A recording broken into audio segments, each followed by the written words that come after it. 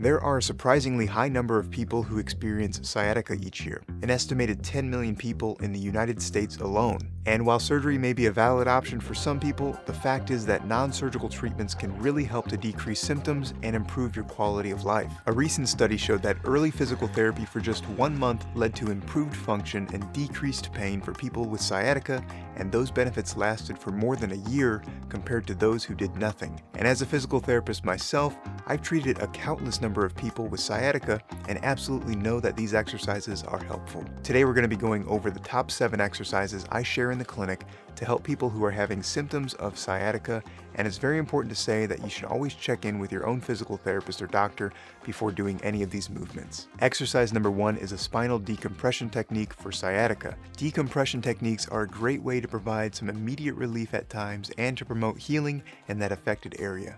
This first variation involves simply sitting in a chair and pressing up with your arms. The goal is to provide just enough of a lift with your arms to take the pressure off of your spine. As you press up, your bottom may lift up slightly from the chair, which is a good thing. Just make sure that you're relaxed so that the muscles around your spine aren't working against your efforts for decompression. Repeat this press-up motion 20 times, holding for 5 to 10 seconds each time. Another way to decompress the spine is to provide manual traction through supine decompression. To start, lie on your back and elevate your legs onto a surface such as the seat cushions of your couch, or place pillows under your knees while you're lying on a firm surface. With your legs in an L position, place your hands on your thighs and press into them as if you're trying to make yourself taller. This decompression technique should provide some pain relief, so stop if it feels painful at all. Press and hold this for 5 to 10 seconds and repeat 20 times throughout the day. Number 2 is called a prone press up, and this is one of the very best exercises that you can do when you're experiencing sciatica because of a bulged or herniated disc. The ultimate goal here is to lie on your stomach and to press up into this position of lumbar extension, which helps to resolve that bulging of the disc that's pressing against the nerve root. Progress this exercise slowly by starting in a prone position for 30 to 60 seconds. If this feels better and you have less radiating symptoms down your leg, press up onto your elbows and hold that position for up to a minute. As you practice this exercise throughout the day, you may eventually progress to a full press up as long as the symptoms are improving or centralizing to the back and not radiating down your leg anymore. This is definitely one of my favorite exercises for sciatica, and I'll be releasing a video soon with a specific press-up protocol that you can use for sciatica, so be sure to subscribe to the channel so you don't miss that video. Exercise number 3 is called a seated nerve glide. Start by sitting at the edge of a chair or a bed or even an elevated stool. Lean forward as if you're slouching in that chair and allow your head to flex down towards your chest. Now extend one leg out straight, and you may feel a tightness or a pulling in the back of your leg, or even experience some of those familiar sciatica symptoms of numbness and tingling. Return to that starting position and repeat this movement, extending and bending your leg back and forth, and you'll notice that it becomes easier after a few repetitions. You can advance this movement by flexing your foot towards your head as your leg fully extends. This subtle flexion of your foot places the nerve under its greatest tension and provides even more of a stretch to the muscles behind your leg. Repeat this movement 10 to 15 times, moving slowly through each repetition. Number 4 is a supine sciatic nerve glide. This is the same nerve glide technique, but it's performed while you're lying on your back. Simply bring one knee towards your chest and place your hands behind your thigh for support. Next, straighten your leg and extend your knee towards the ceiling in a controlled motion so that you feel a tightness or a pulling behind your leg. Carefully flex your foot towards your head as you did in the previous exercise, and you'll feel an even greater pull along the back of your leg. Return to the starting position and repeat this motion 10 to 15 times, moving slowly through each repetition. This next exercise uses walking as a treatment because I get so many people who have difficulty walking because of sciatica.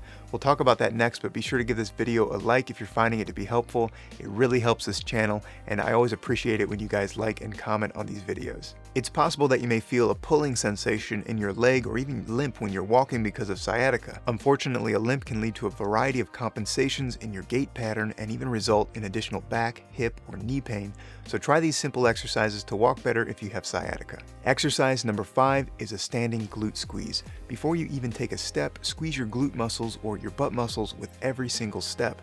By simply squeezing your glutes with each step, you'll help your body relearn how to use the right muscles when walking. This will slow down your gait pattern initially, but most people find this simple squeeze and walk trick to be really helpful to relieve back and buttocks pain when they have sciatica. Exercise number 6 is another walking exercise, and this exercise is to try to think about using a heel to toe pattern with each step.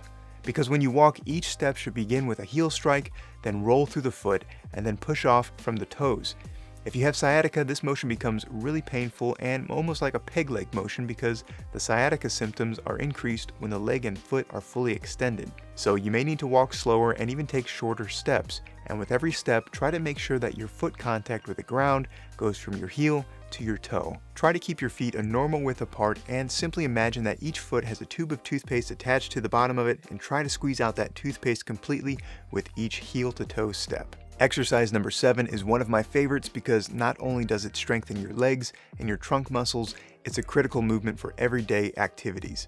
This exercise is called a squat, and to start with a squat when you're experiencing sciatica, use a countertop for support and start by bracing your abdominals like you're blowing out a candle. Next, lead with your butt back like you're looking for a chair behind you. This encourages a hip hinging motion. If this provokes symptoms, return to the starting position and repeat 10 more squats through a pain-free range. Eventually, you should be able to squat to a chair level without any symptoms, and by improving your ability to squat, you'll protect your back with everyday activities like lifting or reaching to the ground level. These 7 physical therapy movements are really easy to mix into your day, and they should pay off with time. You can download the handout to these exercises below. Just check out the link in the description of this video, and let me know how you feel after doing these, and be sure to subscribe to the channel for more videos like this. Hey, thanks for watching. As always, keep making progress towards your goals, and I know you'll be successful. I'll see you in the next video.